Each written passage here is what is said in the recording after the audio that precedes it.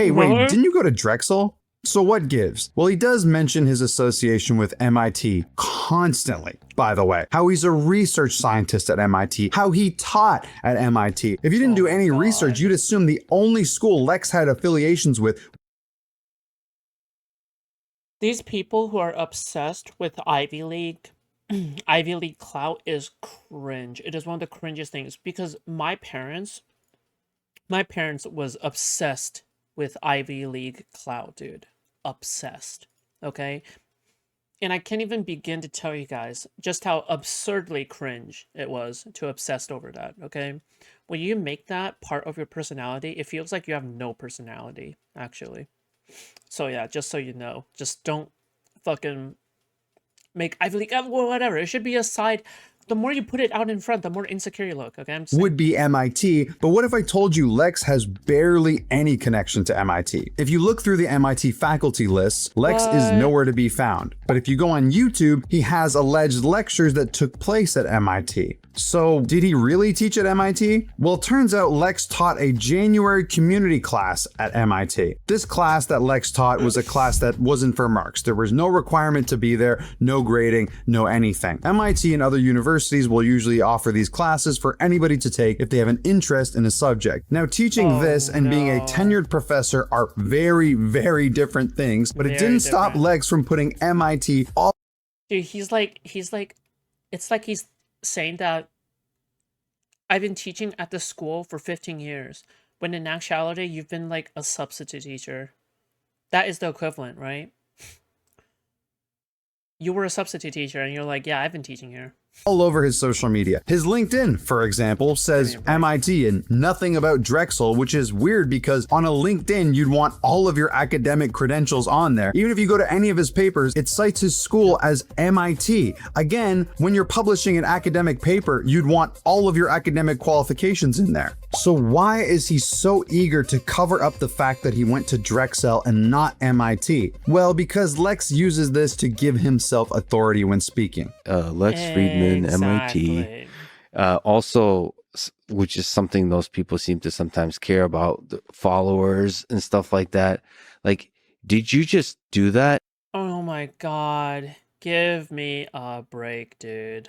Dude, he's so insufferable. And then they said, enough of that nonsense. Enough of that nonsense. They said to me, enough of that nonsense. So what is his affiliation with MIT? Apparently what Lex did is what a lot of slimy academics do to boost their clout.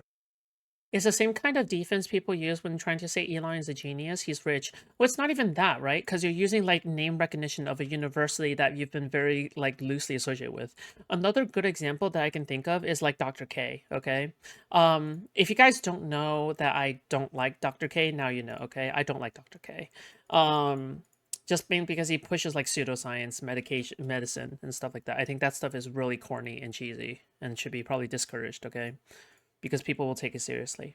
But I guess what I'm trying to say is, at the ending of the day, okay, he loves citing Harvard, okay? He likes citing Harvard as like, as like a university that he went to or taught at or something. Like, oh, I got my psych education at Harvard or whatever the fuck, right? When in actuality, like, I'm pretty sure he took like a summer class. Like Dr. K took a summer class or some shit at Harvard. It was like associate, like summer class for Harvard. It's so stupid. It's so corny, dude. Somebody from MIT commented on these dubious practices. Basically, what people will do is the bare minimum to get associated with the school. So for Lex, he gave a free lecture for no marks.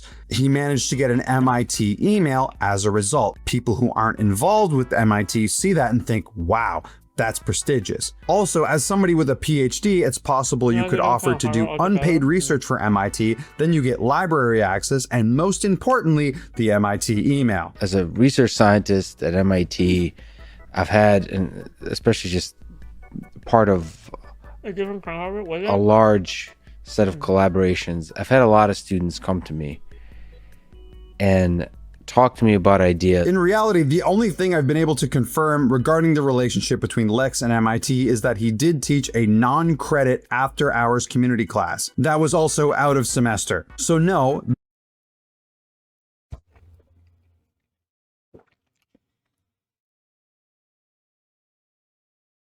Yeah, I'm the CEJ of the company. CEJ? CEJ, what does that mean? The Chief Executive Janitor.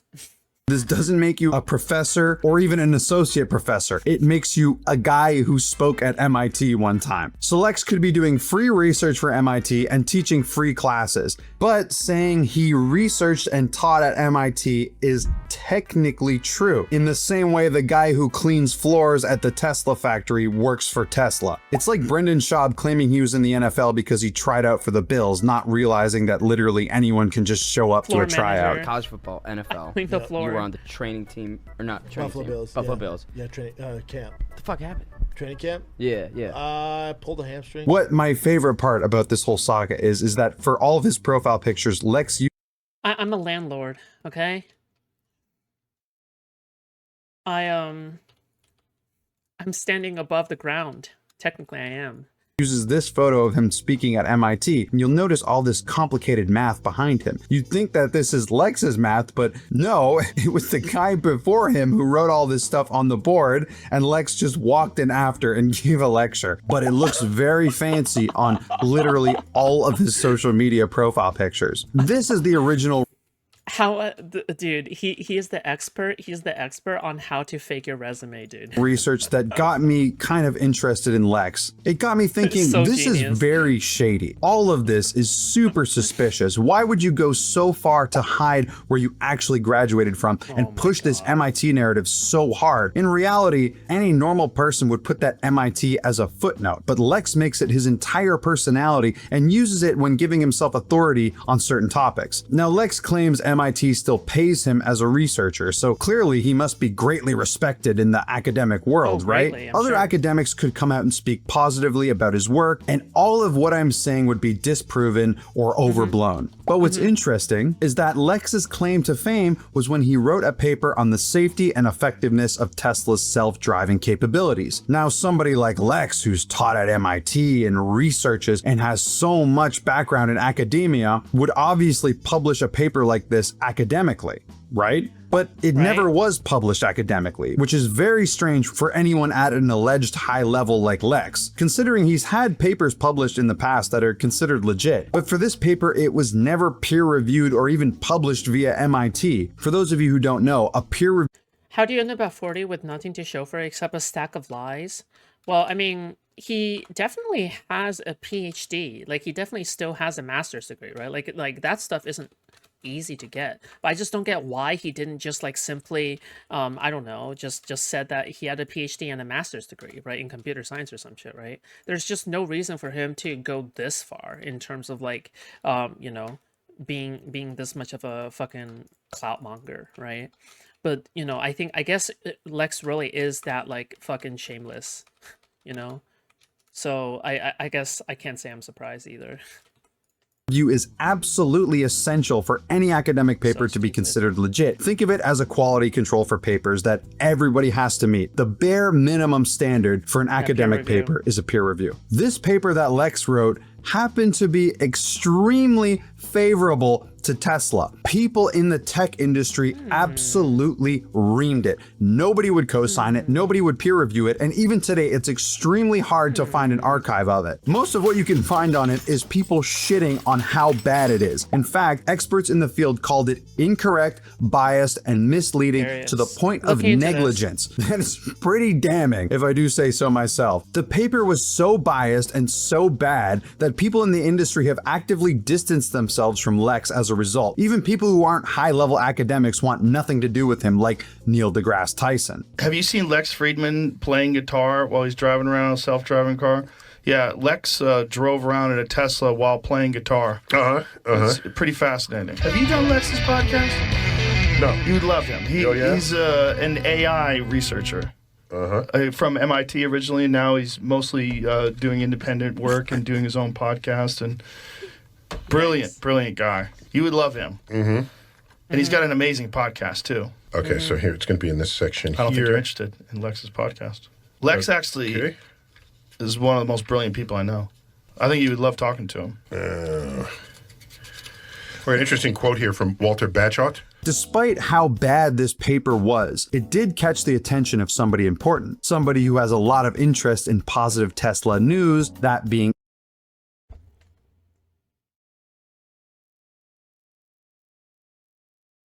Have you heard about Destiny? Yeah, this guy's incredible. This guy's such a good debater. Have you heard about Destiny? Have you heard about Destiny? Have you? God, this guy fucking crushed John. Elon Musk. Legalize comedy. Yeah. We know Elon isn't one for morals or facts as long as it makes him money and makes him feel good. So he signal boosted Lex super hard to the point of even appearing on his podcast after only 18 episodes. This has caused people to call Lex an industry plant, which, depending on if you consider this a plant move by Musk, could be true because it blew Lex up into mainstream podcasting. Some random AI researcher almost overnight became one of the biggest podcasters in the world, pushing Lex as an intellectual who went to MIT and is a trusted source when it comes to research, even if none of those things are true, or at least half true. Ever since this interview with Elon, Lex has been an absolute Musk and Tesla meat rider. He will stop at no self-awareness to defend his hero Elon. While Elon could be considered Lex's jumpstart, his appearance on Rogan was what truly solidified him as a podcasting mainstay. Joe, being immune to bullshit, was immediately enthralled by Lex Friedman. Thinking this man was a super genius, he got him connected to some of the most influential people in podcasting, like Brendan Schaub. This left Lex and Joe with almost completely overlapping audiences, with Joe being the more Neanderthal-brained one and Lex being the alleged intellectual. Speaking of Neanderthal-brained, I want you to imagine this. Me arriving at the Melbourne airport. I am jet-lagged, can barely function, and I'm forced to stand in a The Zelensky interview was disgusting. The fact that he forced, like, what, did he force him to speak Russian? Was that line at a cell phone kiosk to get a SIM. Is this the video that Wormslayer claimed was full of errors? Is that what he said? Did he actually claim it was full of errors? Can I just say something real quick? Since Wormslayers doesn't, like, watch my streams. I actually don't mind if Wormslayers doesn't return to the community, okay? I don't like that person. I'm gonna be honest, okay? But it's not like I can force anyone to, like, stay or whatever the fuck, right? But or stay or leave or anything like that. But I just don't like that person, okay? Card so I can use my phone. The attendant speaks an incomprehensible dialect of English known as Australian, and it takes me well over an hour to finally have my phone up and running. None of this would have happened if I used Saley, easily my favorite sponsor to grace this channel. Saley is an eSIM app that I have literally recommended to every single person in my life that travels. I even used it when I went to VidCon last month, and it was a lifesaver. My phone plan requires I pay $14 per day when I go abroad and use data. Saley charged me the same price for a data plan that lasted me a week. But when I added the code GHOSTGUM at checkout, it was actually cheaper than 1 day of roaming data.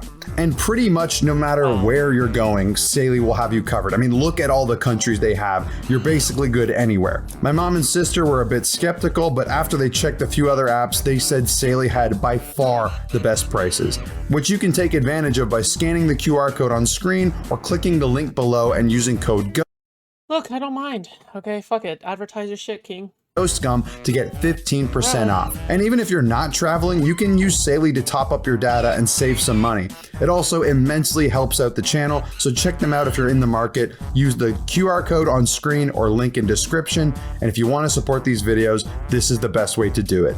Since Lex had captured an audience similar to Joe Rogan's, he felt the need to be like Joe Rogan, which has led to some hilariously embarrassing moments like this. So I learned more in these maths than I have in all my years. I'm a nerd, I got a PhD. I learned more about life, about the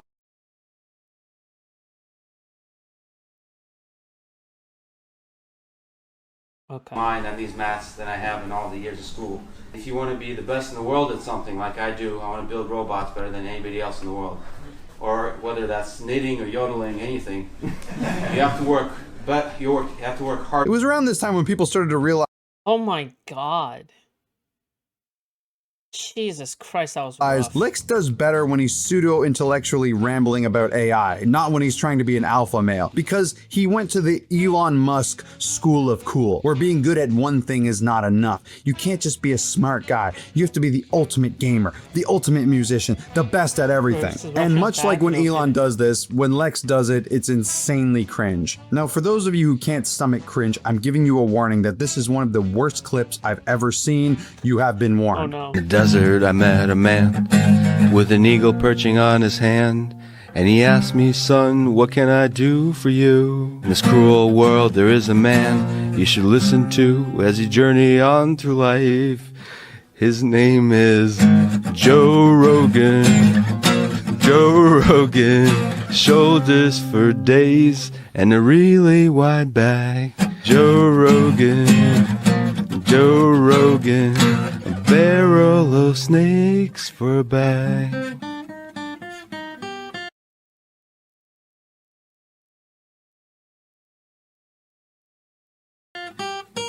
You fucked up. You should have never done that song. It was terrible. I can't put my finger on it, but I think what makes Lex so embarrassing is he's trying insanely hard to make it look like he's not trying, if that makes sense. Once you notice that he's a transparent I don't know what I just saw. figure, it makes everything he does. Sorry, I blacked out for a moment. Oh my gosh, did I just pass out for a moment, or? Oh my gosh. Oh, are these tears coming out my eyes? Groan worthy. I mean, this guy basically faked his way to the top and is now still faking it. Lex has been getting ever more political lately. While claiming to be a centrist, he clearly has a bias, especially towards Trump and Elon or whoever else might take interest in his takes. Now, what's interesting is Lex can get bigger profile guests than Joe Rogan. Like, this guy had Jeff Bezos, Benjamin Netanyahu, and Oliver Stone on his podcast, plus all the high-profile Rogan guests like Mark Zuckerberg, Elon Musk, and even Trump. This has led to some people questioning if his rise is authentic. Even Rogan-adjacent comedians are perplexed by the rise of Lex. What I think is more likely is that Lex has proven himself to be a puppet who will say whatever benefits people. Look at Elon Musk, for example. He will say whatever benefits Elon Musk and will never criticize him. Obviously displayed by his academic paper that greatly benefited him, despite if it was true or not, but even just the way he talks about Elon. Other powerful people with special interests noticed this and started going on Lex's show. This then naturally raises the prestige of the show. I was on Lex's show, the same show as Jeff Bezos, Elon Musk, and Mark Zuckerberg. This is why Lex benefits from grifting as an unbiased, unopinionated academic, because people who believe him look at him as a trusted source who's gonna give you the facts, even if that's not true at all. Not as a guy whose show acts as a mouthpiece for rich and powerful people to push their agenda, regardless of facts. Lex claims that he will talk to anyone and everyone in a respectful way and that he has no bias, but anybody who's watched his show knows that that's not true at all. You can see using his own words, like when he refused to acknowledge January 6th as a coup attempt, despite him talking to an actual historian about it, which, by the way, most people, regardless of political belief, will say that this was a coup attempt. But by far the worst example of this is when he interviewed President Zelensky of Ukraine, which might be one of the worst high-profile interviews of all time. Now, before we talk about why that interview's so bad, we have to talk about love. It's about love. You mentioned love. Why do we humans fall in love? Put love out into the world. I gotta ask you about love. Bukowski had this line about love being a fog that dissipates with the first light of reality. Lex has this embarrassing obsession with the concept of love. He is constantly talking about love like a teenager who tried mushrooms for the first time. Why can't we all just love each other, man? It's super corny that a guy with as much academic background as Lex thinks that all problems in the world can be solved as if it's a fucking Disney princess movie. And I definitely seek that kind of love with a life partner. With a person that I could, how does the saying goes, ride or die with.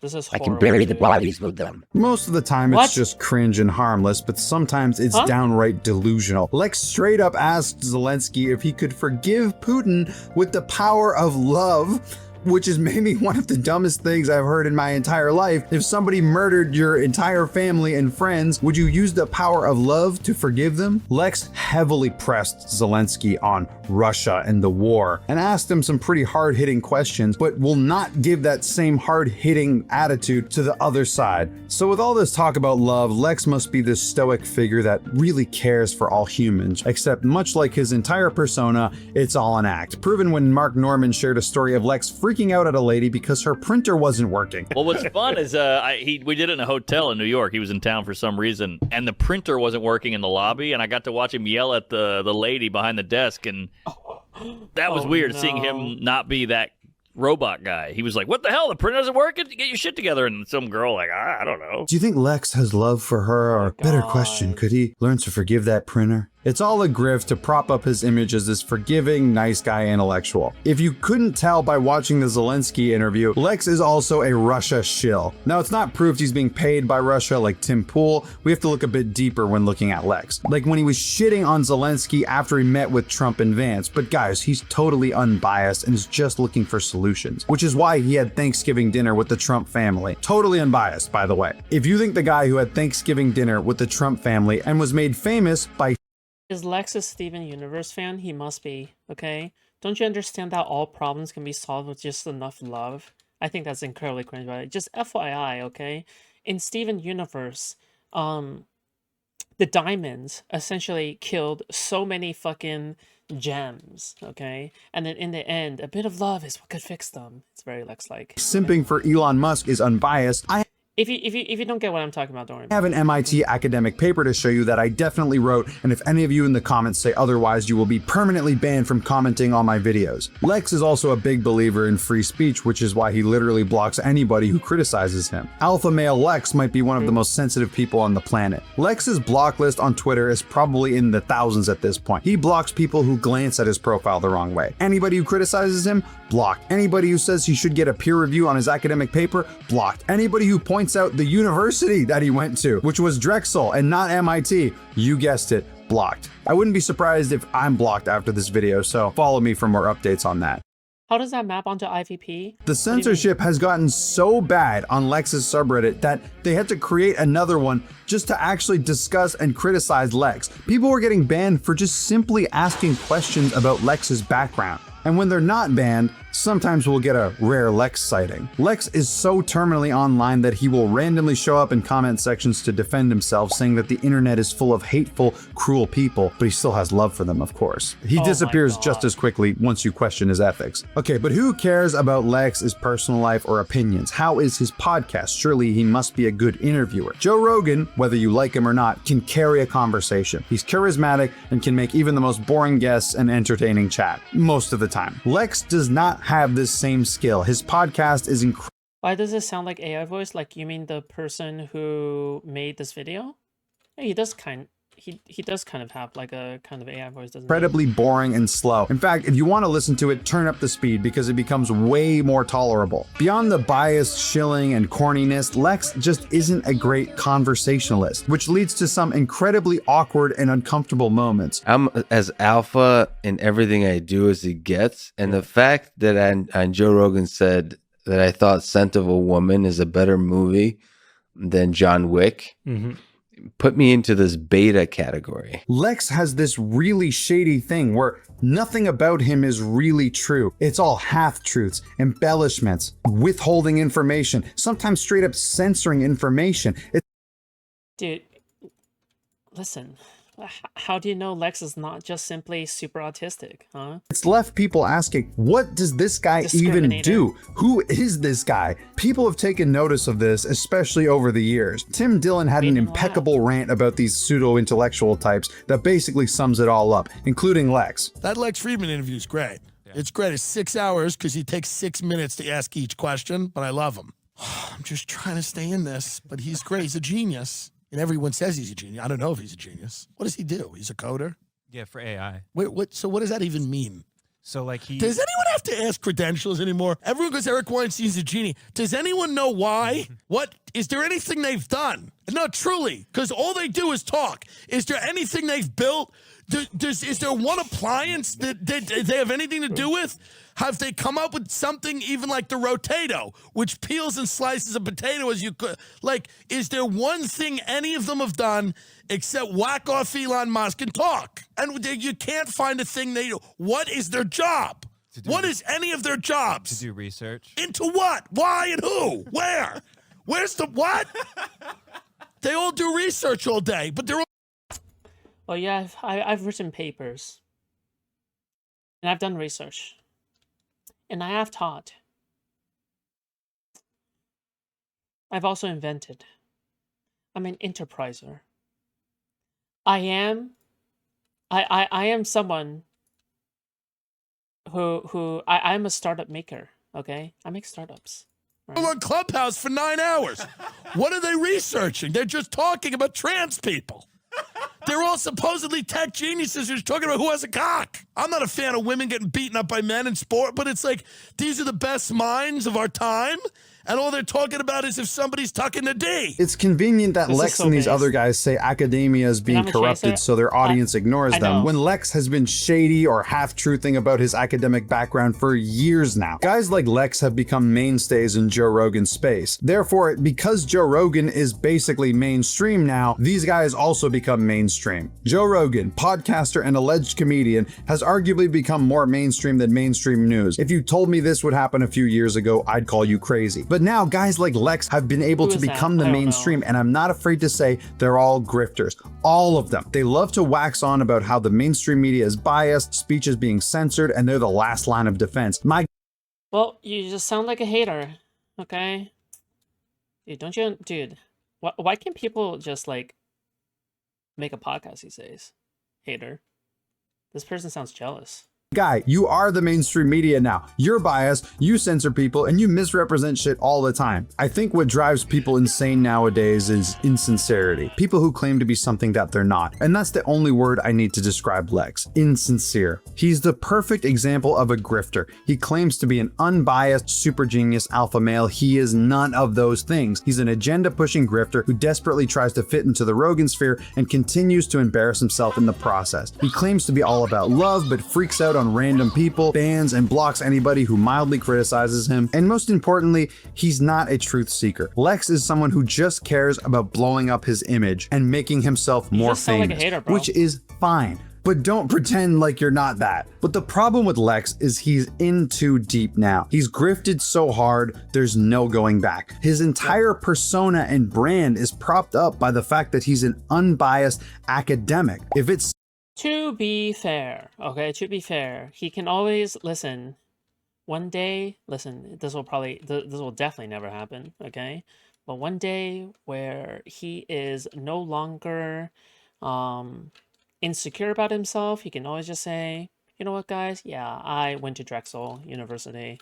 Yeah, I did actually, you know, do all these things. No, I'm not that impressive of a person, but I do like to put my opinion out there. He would still be famous. He would still be well known. He would have a reduced audience. He would have like a bunch of backlash. But, you know, you get to lead a more honest life, which is more than anything else. All right, it is invaluable. It is priceless. Somehow comes out that, hey, you didn't actually go to MIT. Hey, some of your takes are pretty biased. You got put on by writing a bullshit paper. If any of this comes out, Lex is fucked. His whole brand and persona is shattered. That means less podcast views, no more dinners with Trump, no more conversations with world leaders and billionaires. So that's why Lex's strategy of playing victim and blocking people to control the narrative when he's called out is the only strategy that'll work for him. And the worst part is Lex's audience will continue to buy into his victim complex, that he's actually a really nice and smart guy who's getting attacked for no good reason. He isn't respected by academics. Don't you understand that Lex is like one of the most harassed people on social media? What, dude? You're just a hater, dude. You're just a hater. You don't understand the strength of his intellectual capacity. Okay, you don't get it, dude. Fucking hater. Fuck you, dude. You don't get it. You don't get it, bitch. Isn't motivational. He's a boring as shit podcaster, so why the fuck do people watch him? There's a running joke within the podcast world that Lex is an intelligence asset. I had a good laugh at this until I watched this episode with Tim Dillon, where Lex gets a bit defensive about calling other people intelligence assets. Not do things overtly with our military and with U.S. policy and get things passed through Congress. Yeah, these motherfuckers just don't even want people to be themselves, okay? Why can't you know, why don't you know that people just have different masks that they put on in public, huh? Why do you have to be such a hater? You have a shadow organization. Now, I won't go into it due to YouTube's ad regulations, but the end of this podcast had everyone saying that Lex is in the Mossad. I believe this to be true, not because I know of any links or proof that Lex is in the Mossad, but because it's the only explanation on why one of the most boring podcasters ever gets to interview some of the most high-profile people on the entire planet. Also, recently, since the Trump and Elon falling out, Lex has said they need to do a podcast and solve their issues. So, yeah. He's also said this between Putin and Zelensky. Okay, like if you guys haven't watched that interview, dude, that interview is like one of the most disgusting like actual like displays Lex has ever done. Okay, he essentially like asks for forgiveness for Russia, and it's so cringe, dude. It's just like completely lack of self-awareness. Is that his MIT coder mask? I'm sure. I'm sure he also has programmer socks somewhere, okay? What is this? What is this Shia doing? So